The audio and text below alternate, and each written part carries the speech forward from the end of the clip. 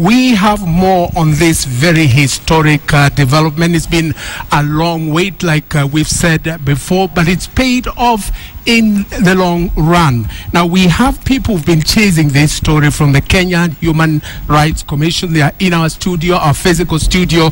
James Smart is standing by. Over to you, James. Right, thank you very much, Joroge, as you rightly mentioned there. In studio with me is the people at the center of these cases. I'm joined in studio by George Murara, who's the Kenya Human Rights Commission Senior Program Officer, and also Dan Leader, who's been one of the lawyers who've been working through these cases. Gentlemen, congratulations.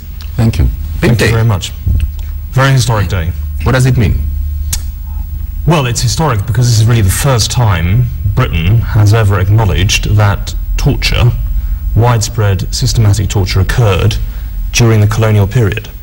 So for the Foreign Secretary to make a statement in the House of Commons, as he did today, is a very historic moment. And in addition, there is compensation, some compensation, but it's really the recognition of the British government for the first time and the apology that was given that is so noteworthy today. But the British government still denies liability of what happened 50 years ago. Well, I think the reason they're taking that line, again, is because they want to be very cautious. The court didn't find them liable, really, technically speaking, and so they're right by saying that they're not fully liable for the events of that time. But more important, they really want to be careful in case other groups from other colonies would come forward and stake claims similar to the Mau Mau case. So what does this mean then for the groups who are not represented? We're going to go for the groups who are represented and who are celebrating tonight. But for the groups who are not particularly represented and they feel tonight they're left out of the cold, tonight the 50 years of their hard sweat, of their families, of the heart and pain is being ignored or being looked over. What happens to them? It's very important to understand what this case is about and what it is not. This case is not about colonialism. This case is not about the Mau Mau generally. This case is about torture and abuse of people while they were detained by the British colony. So we had a very rigorous process. We reviewed 50,000 cases. We then interviewed over a 9-month period, one by one, 15,000 people. And from there, we narrowed it down to 5,200 cases of torture and abuse. So it was a very robust period. Now, the gentleman who was on the clip earlier, he may have a case, he may have been missed. If it's just a case of being a Mau Mau fighter, then there's no claim. But if it's a case of him being tortured and abused, and it's a credible case, then there's nothing to stop him bringing that through his lawyers to the British government. We don't claim to have a complete monopoly on this at all. In terms of what this does for this country, it rewrites our history, if you like.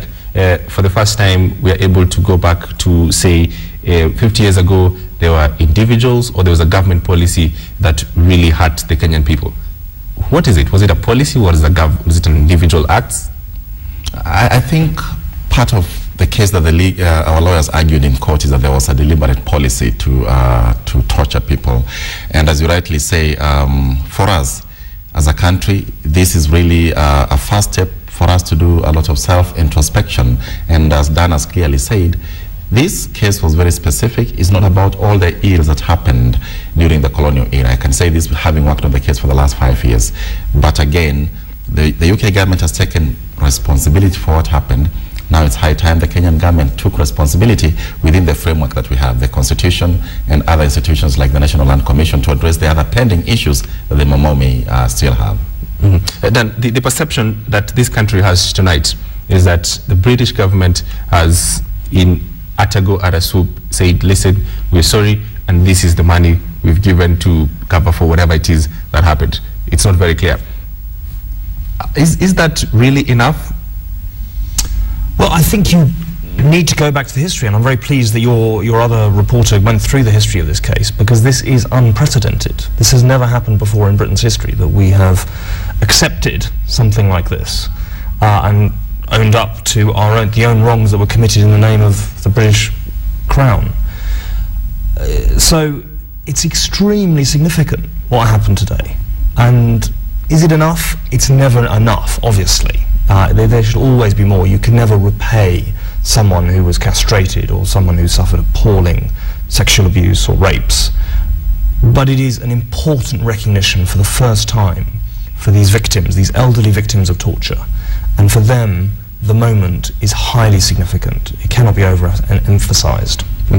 President George, the question, as we write this history, I would ask, Mau Mau represent part of the Kenyan history, part of what happened in the pre-independence. What happens to our narrative of this country?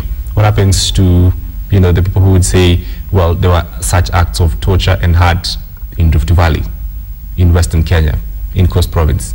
What happens to such narrative and history? We, as a commission, actually, and I'm glad, James, you raised that, we've been very cautious and careful to also just get a complete narrative, because we understand Mau Mau, if you will, was the climax of a long struggle for this country's independence. And as a commission, we are working with researchers and scholars, historians. We've constructed the history of this country from Mekatilili Wamenza, Koitalel Samoei, coming down to Dinia Msambwa. We've gone down to Bondo, other parts of the country, Kisii, Masailand, and all that, to just understand the different narratives of liberation, if you will. And therefore, for us, this gives us a very good opportunity to really come to a conclusion of that long narrative of liberation, and as you rightly say, so that it's not only seen to have emanated from one. Does it feel now, though, that, you know, really the story of Kenya really just emanated from this particular point, and the story of liberation, if you like, just, you know, came from this particular point? Well, we want it to be seen as being the climax, and the reason why we are doing what we are doing is to actually thread Kenya's liberation narrative to show that indeed 1952 just didn't happen. There is a history of resistance. People who have human dignity, like all human beings, Africans and all this, wouldn't want to live in bondage, and therefore the first act of resistance speaks to that. And while there are those ones who have wanted us to believe that only Mau Mau was the big part of Kenya's liberation, historically it played a big role, but we cannot forget the long narrative that we're trying to piece together. Then this is interesting, because the British government has accepted some, you know, sort of, you know, say, well, it's not clear what we did, but from the part that, you know, that has been clearly stated there, we say sorry for whatever it is, and there's a little compensation. Where's the Kenyan government? Where does the Kenyan government come through to this narrative and say, well, these are our people, and we took over this administration, and that compensation alone is not enough, and this is how we plan to further it? Where is the place of the Kenyan government in this? Well, initially the Kenyan government was very supportive, and when the British government were asserting, as they were early on in this case, that the liability for these colonial atrocities was inherited by the Kenyan Republic, and that if anyone had a lawsuit they wanted to bring, they should sue the current Kenyan government, they issued a very strong statement. I suppose I'm surprised that nothing has been said today by the Kenyan government, but perhaps they will. I think you need to address that question. But what will their place? I mean, just think about it. What would their place be in terms of they inherited that government, and the British government was right at that particular point, but in terms of inheriting the liability, in terms of, you know, inheriting part of, you know, what happens now, what happens to them? Well, I mean, I can talk about the British court proceedings, and I can talk about the case, and basically what the judge said there is he rejected the argument of the British government and said, actually, if you looked at what happened in the Kenyan emergency in 1952 to 1960, the entire Mau Mau uprising was being managed or fought against directly from London. So he said, actually, you can trace this all the way back to London.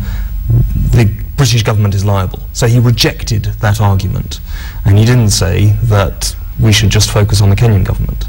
Now, the degree to which the Kenyan government should be focused on now is really a matter for the KHRC. I can't get involved in that. Let me ask I mean, that specific question. Really, what's the place of the Kenyan government now? As you say, still these questions would come. There's still many people that will come through and say, well, that particular case is fine, it's good, but there are more of us, hundreds of thousands, who are involved in this fight for liberation. What happens to the Kenyan government? Well, in a few words, actually, the British government has been held accountable for what happened, and the Kenyan government should also be held accountable for what happened. And as we say today, we will start that conversation and discussion with the Kenyan government so that they also carry their weight. the part that needs to be concluded by the Kenyan government. Recently, we have the TGRC report that was released. It provides a good framework. We have a beautiful constitution, provides a good framework.